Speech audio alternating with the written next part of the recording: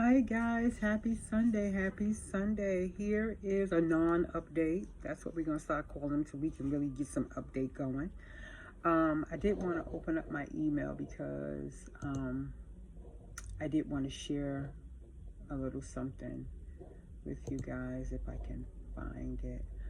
But happy Sunday. Welcome back to my channel. I am Shay July, and this is pretty much my journey with Housing Connect. And I promised and been promising the timeline. And as I'm doing the timeline, I'm realizing that this has gone by pretty fast. Like, I am in a Facebook group with a lot of people who have vouchers and are in programs, are in domestic violence facilities, in shelters and things of that sort. And I'm humbled because for some reason, in some cases, they have gotten through the process pretty fast. And here I am complaining, grumbling, really carrying on about, why it ain't happening quicker for me. And I'm in a place, right? I'm in a house. I'm just in a house I don't want to be in any longer.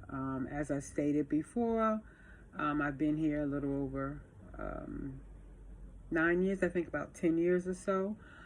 This year, November, come October, it'll be 11 years. And this is what happens when you get comfortable. And then you make things work in your favor, so you get comfortable and you stay. So that's pretty much what we did. We got pretty comfortable here. I'm just looking for the email I wanted to share. We got pretty comfortable here.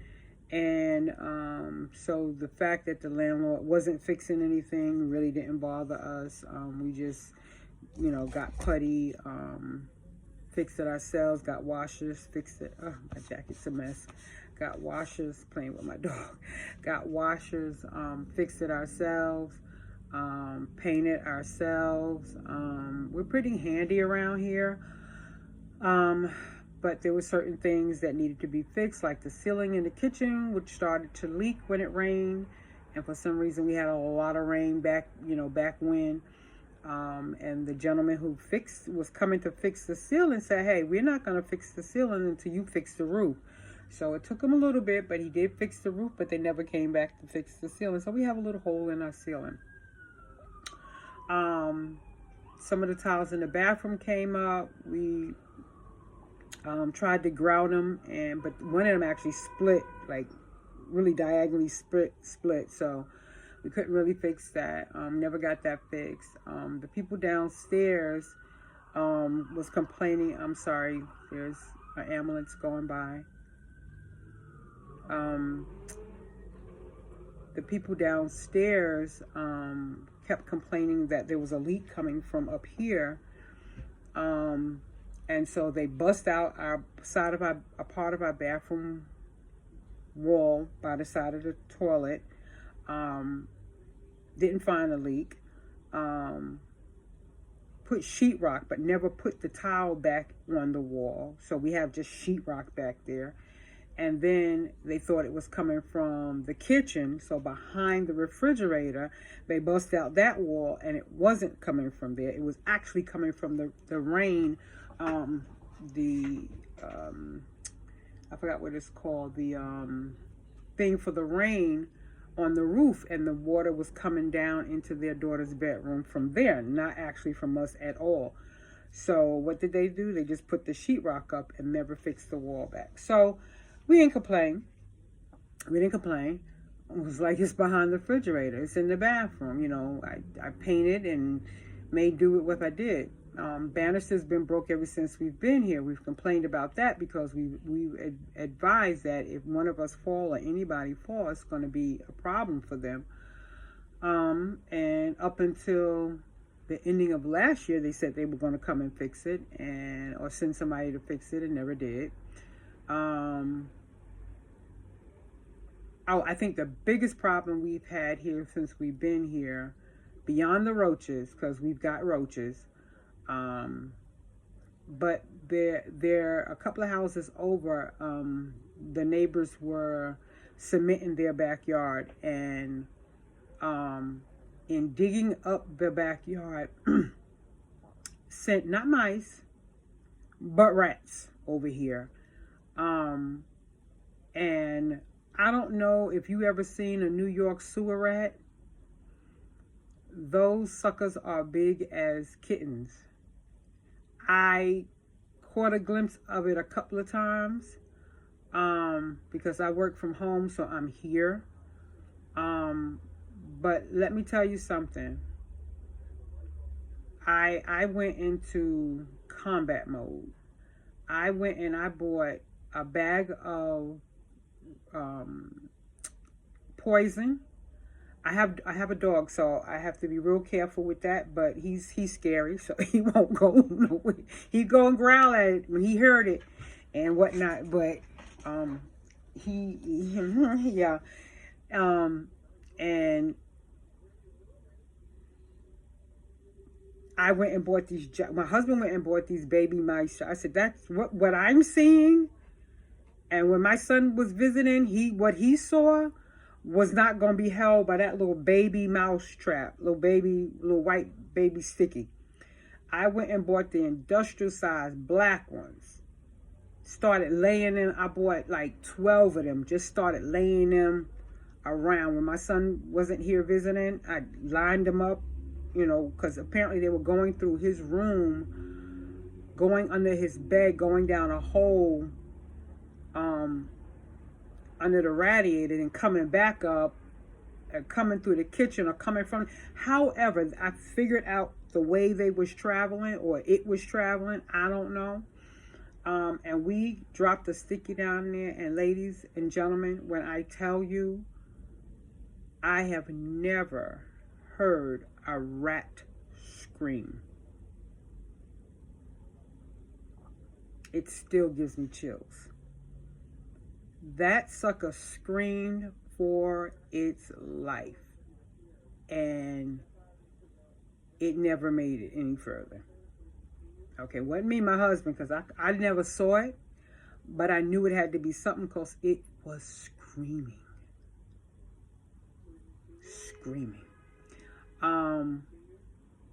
And then we caught another one, not as big, but going to be big, and I think a baby or two babies or something like that. Anyway, immediately we called the housing people. This is a private house, so we called the landlord, and he said, oh yeah, I'm gonna bring something by. My wife, we've caught a few of them in the backyard. He was supposed to bring some foam. Oh, take this and seal up the hole. This is what you're going to do. Listen, I got on the computer. I started researching. I got the foam. I got the steel Brillo. We broke up glass. We did everything. And then we had to call back the other guy, the other landlord. Say, hey, listen, I don't know what happened to that guy. We can't reach him anymore. We have rats, and something has to be done, like immediately. And the next day, we got an exterminator out here, and he said, take the baby stickies that we got.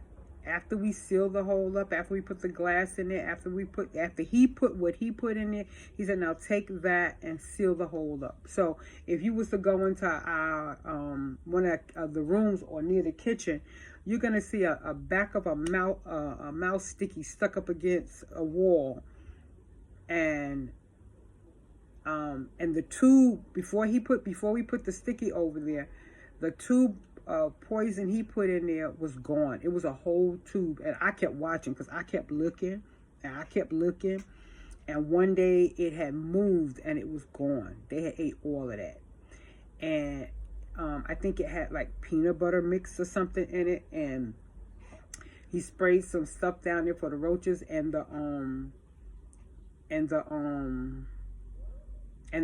mice and the rats, and we hadn't seen none of nothing. We haven't seen any mice, any rats since then, and this was back in, I think, December. Yeah, this was in December before Christmas, early part of December, and I've seen a few roaches showing back up again. So I went on Amazon and looked for pure peppermint oil, and I'm waiting for that to come. It's like $36 for like the gallon or something, but I don't care. Like, I don't care. But getting back to what I came for, I just giving you a little backstory why we want to get up out of here after so long. So yeah, he's not fixing anything, and all he's looking for is rent. The people downstairs moved out almost, I think in March will be like a year they've been gone, and they have not been able to rent the apartment. Cute little story. They thought that they were going to get this money that they were giving for migrants, and so what they did was chopped up this nice little 2 or 3 bedroom apartment, made it into this mess of little tiny baby rooms, wanted to charge $3,800 for it, and everybody come here, see this, and keep going. Ain't nobody been back. Ain't nobody. People come look, but ain't nobody been back. I did look and see not long ago that they dropped the price to $3,600. But the last people that lady cut out never been back. So we live on top of a store, and so those guys have the front all the way to the back, the parking garage and everything. So the most money he's getting from is them, and then he get out a little change. And be honest with you, we paid $2,000, $2,150, because $150 for the heating months. We pay additional $150. No one takes out our garbage. No one sweeps down the hallway. No one shovels the snow. We do that. Well, I did it at one point, and then I just stopped. I bought salt to put down and everything for this last 2 little snow things they had going on. But I'm like, this ain't my building. This ain't my home. They don't care about me, and I don't care about them. So with that being said, that's why we're trying to go. It's just time. I don't believe in like staying anywhere that you are not investing in. Like, I have no investment in this place. This will not be my home. I'm not renting to own or anything. So they've gotten enough money from us. Not always been $2,000. And as I explained to my husband, I feel like what he's getting ready to do is try to go up on the rent some more, just because they'll not be able to rent that place down there. And so in essence, we're kind of living month to month, which is good, because Housing Connect requires that you relinquish where you're living at to take their place, and we're ready. So what I did do is go into my emails and everything and check to see when all this transpired. So what I can tell you is that on November 14th, 2023, I applied for this development. I don't remember, but again, I was just picking, going through picking, so it could have very well been one of the developments, because the area is somewhere I'm familiar with, and I like it. So November 14th, 2023, I submitted an application. I applied for this development, and on November 6th, I got my first email to submit documents. I never saw this email. I didn't see this email until today. I did not see this email until today. It had fell in a folder called important. I think it was in this important folder, and I've never seen this email. When something is for you, all things intercede in your favor, because they emailed me again on November 21st to submit documents. From the 6th to the 21st, that's about 2 weeks. I say again, when something is for you, a higher power, your God, your goddess, your whatever you believe in, your Messiah, whatever you believe in, will intercede on your behalf. They emailed me again on November 21st. And from November 22nd through December 1st, we were submitting documents. We were submitting, re-signing ticks, sending new questionnaires. We were re-signing. We was going back and forth because, as I said, my paperwork, my information was on point. My husband, on the other hand, because he has children, he has a 401k through his job, and he also had a life insurance policy for Gerber. And the 401k was my big fight. That's where I really showed up and showed out for us. And with information I received from the marketing manager, or the marketing agent, I was able to do the research on HOTMA, HOTMA, and you can hear Taz from Affordable Housing Waiting Room. She's going to do a live, or a video on that. She did start her last video that she did a couple of days ago. She spoke about that, and I became very familiar with that, and it's being kicked back, as she said, to July. It was supposed to start in January, but it's being pushed back so that everybody is on board with it into July of this year. But what I did use that information to also build a case why they could not use my husband's 401k as an asset. It's a 401k through his job that he cannot touch. He cannot touch this thing until either he is completely severed from the job. That means terminated, let go, or retired. And he would have to be retired at 70, or I think 70 years, 70.5 years of age.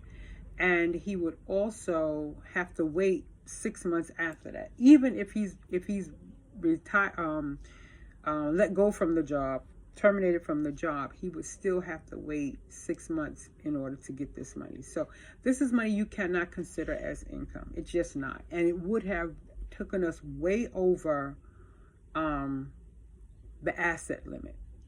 And so that was one of the things that, the income limit. That would have took us way over the income limit, like way over the income limit.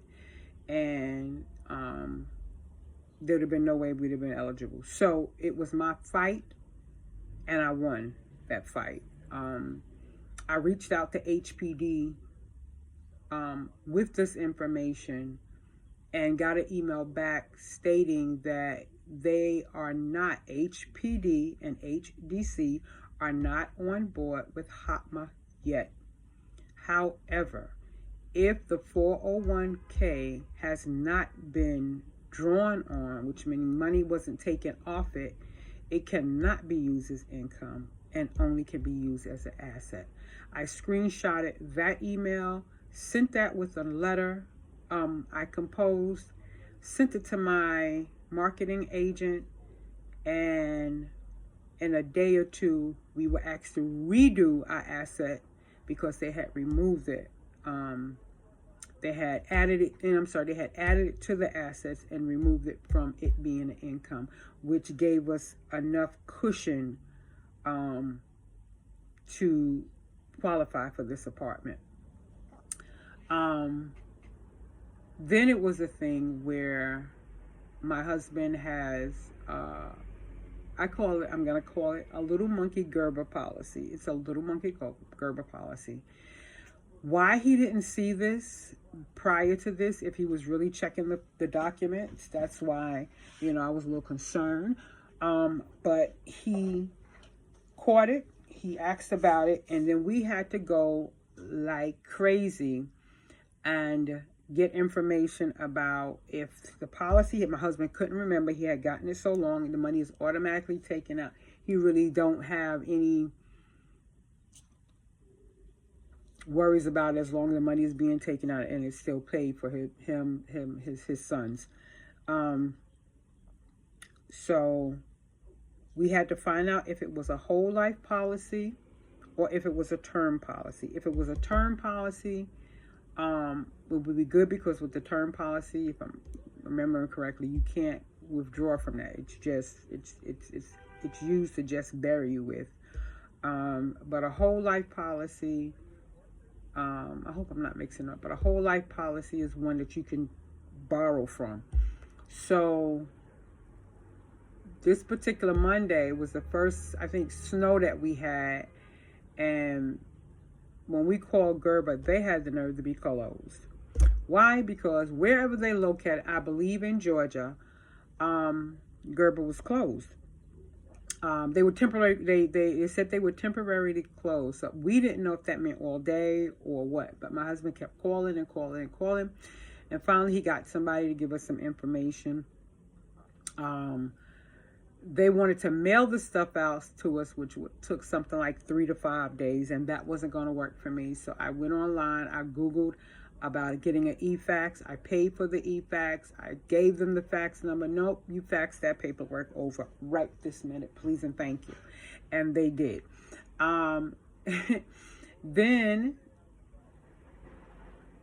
they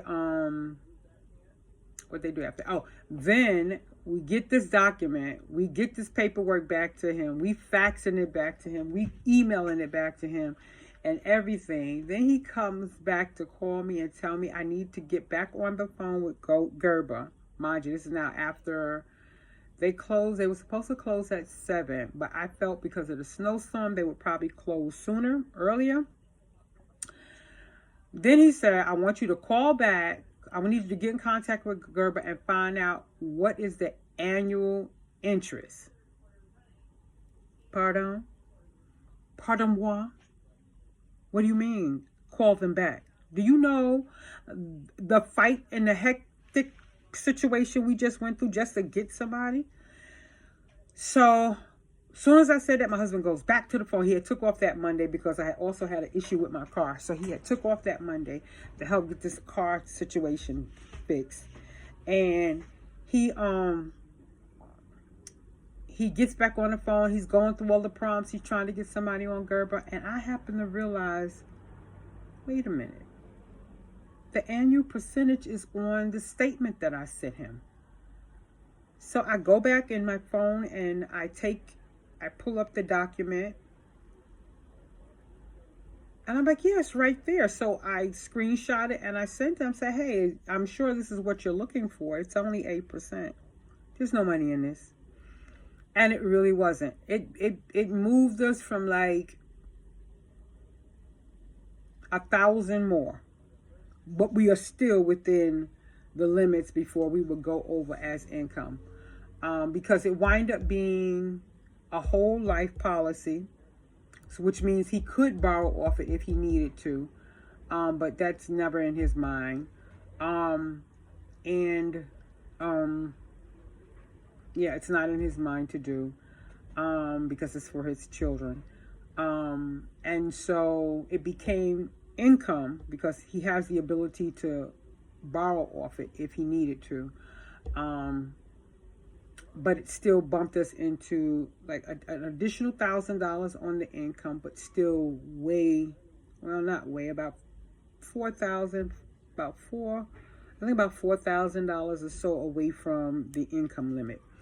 So it dawned on me this morning that January the 8th was the last time which my husband had to update his asset paperwork because of the 401k and the income document because of the Gerber life insurance policy. So that was the last time we was asked to update any paperwork. It's now January 12th. I keep my fingers crossed for hold this week. My prayer is that all the paperwork is in now. With him, he signed off on it. He sent it over to HPD, and we're now just waiting for them to yay or nay us or bounce it back. I still say there must be a better way. I do understand that the timing of it is not my timing, it's theirs. They have to do their job. They have to do a great job. They have to do a job that cannot be questioned. I get that. I work in the medical field, and as you can see, I work in the medical field, and being accurate is important. It could cost a lot if you're not. I get that. I'm just impatient, and I've said that. And just to make clear, I've not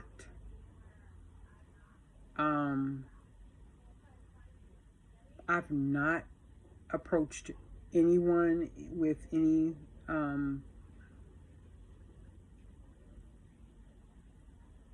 bad behavior. I haven't pressured my marketing agent in any way, shape, or form. I have, and I do have the right to inquire about what's going on. I have, and I do have a right to ask.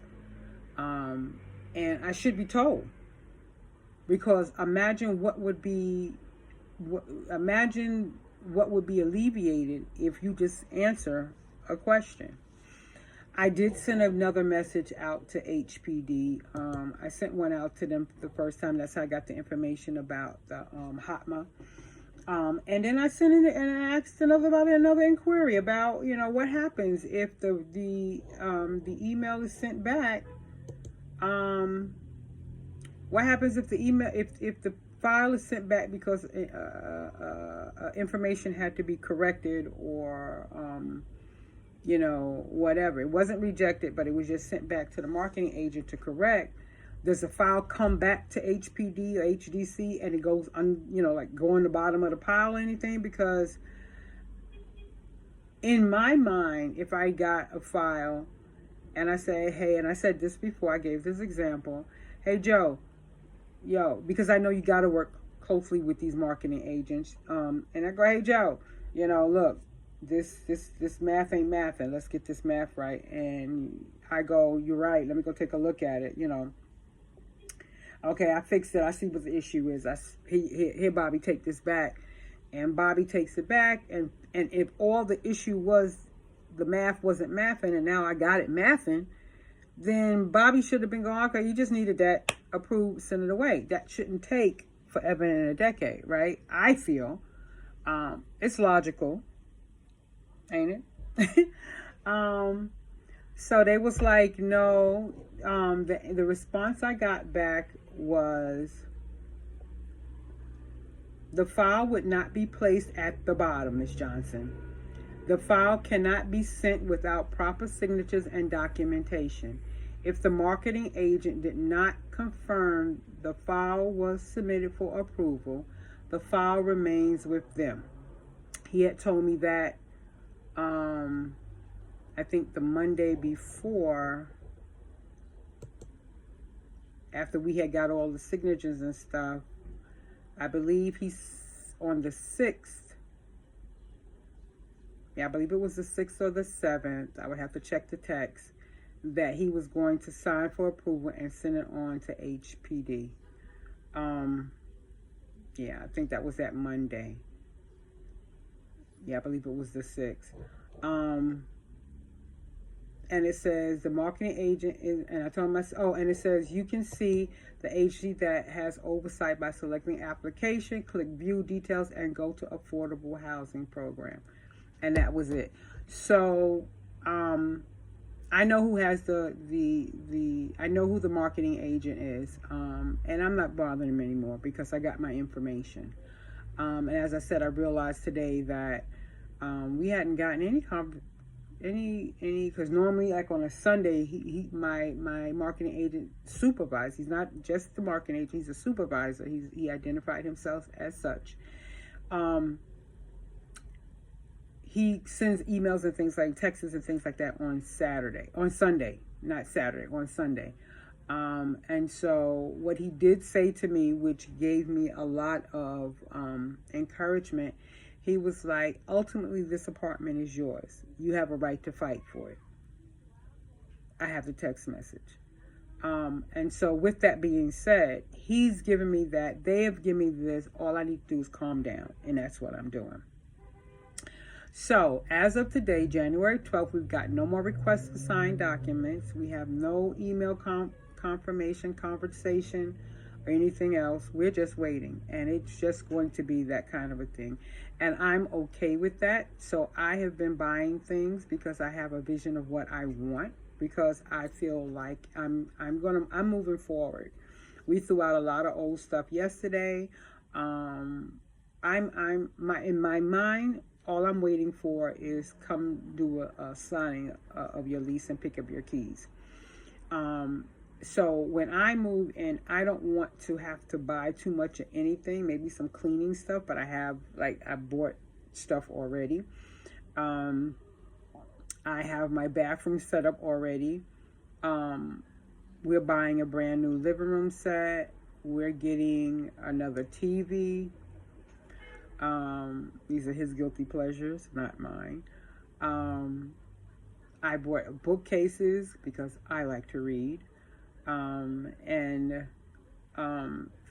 Yeah, so when we move, we decided that it would be best to move with the new stuff opposed to having it delivered, but move with the new stuff and just buy on as we need it. So that's what we pretty much have been, focusing on. But yeah, I'm still waiting, and it's okay now. Now I've calmed down. Now I have some idea what's going on, what there's nothing else for me to do, right? Worrying myself, worrying them, becoming a nuisance in any kind of way, shape, or form, has never been my mission. But as I did say, I am vested in this. I bought a scanner to make sure my documents could be scanned properly. I've invested in eFax so that I can make sure that my documents can be sent over one way or another, or both. I'm invested. And when I saw today that they had reached out to me on the 6th and then came back to me on the 21st, I thank God. I instantly thank God, because I was like, people don't come for you in a good way. They don't. So this was my apartment long before I knew. I'm just waiting. I will update you again on next Sunday. If anything great happens within this week, I'll be back. If not, I will see you all on next Sunday. Have a fantastic week ahead and an amazing rest of your Sunday, okay? Be blessed. Talk to you.